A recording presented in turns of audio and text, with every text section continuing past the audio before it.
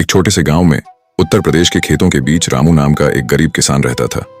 उसके पास न बड़ा घर था न ज्यादा जमीन, बस 2 बीघा खेत और एक बूढ़ा लेकिन मजबूत बैल जिसका नाम था मोती। रामू की पूरी दुनिया उसका खेत और मोती ही था। मोती कोई साधारण बैल नहीं था, वह रामू के दुख सुख का साथी था। जब रामू सुबह सूरज निकलने से पहले उठता तो मोती भी हल्की आहट सुनते ही तैयार खड़ा मिलता।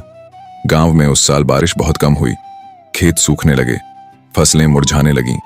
कई किसानों ने हार मान ली, लेकिन रामू ने उम्मीद नहीं छोड़ी। उसने मोती के साथ मिलकर सूखी जमीन को फिर से जोतना शुरू किया। एक दिन रामू बहुत थक गया, उसकी आंखों में आंसू थे। उसने मोती के गले लगकर कहा, मोती, अगर इस बार भी फसल नहीं हुई तो हमें यह खेत बेचना पड़ेगा। मोती जैसे उसकी बात समझ रहा था, उसने धीरे से अपनी गर्दन रामू के कंधे पर रख दी। अगले दिन रामू ने फैसला किया कि वह खेत के पास वाले पुराने कुएं को साफ करेगा ताकि थोड़ी बहुत सिंचाई हो सके, लेकिन कुआं बहुत गहरा और गंदा था। रामू अकेला यह काम नहीं कर पा रहा था। तभी मोती ने जैसे इशारा किया, रामू ने एक रस्सी और बाल्टी का इंतजाम किया। मोती की मदद से वह कुएं से कीचड़ और पत्थर निकालने लगा। दिन भर की मेहनत के बाद कुएं में थोड़ा पानी दिखाई देने लगा। रामू की आंखों में फिर से चमक आ गई। उसने उसी पानी से खेत में सिंचाई शुरू की। धीरे धीरे सूखी मिट्टी में हरियाली लौटने लगी। गांव वाले हैरान थे कि जहां सबकी फसल खराब हो रही थी, वहां रामू के खेत में छोटे छोटे पौधे लहलहाने लगे। कुछ ही महीनों में रामू के खेत में अच्छी फसल तैयार हो गई। उसने अनाज बेचा और थोड़ा कर्ज भी चुका दिया। गांव के लोग अब उसकी मेहनत और उसके बैल की वफादारी की मिसाल देने लगे।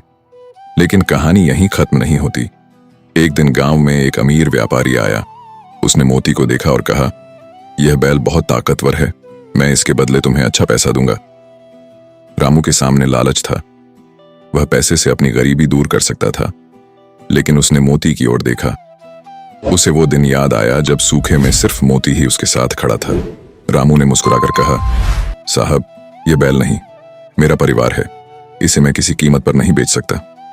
व्यापारी चला गया। गांव वालों ने रामू की तारीफ की। उस दिन रामू ने समझ लिया कि सच्ची दौलत पैसा नहीं बल्कि रिश्ते और वफादारी होती है। समय बीतता गया। रामू और मोती ने मिलकर हर साल मेहनत की। धीरे धीरे उनकी हालत सुधरने लगी, लेकिन रामू ने कभी घमंड नहीं किया। वह हमेशा कहता, अगर मेरे पास मोती जैसा साथी है तो मैं कभी गरीब नहीं हो सकता। सीख, मेहनत, धैर्य और सच्ची वफादारी से बड़ी कोई दौलत नहीं होती।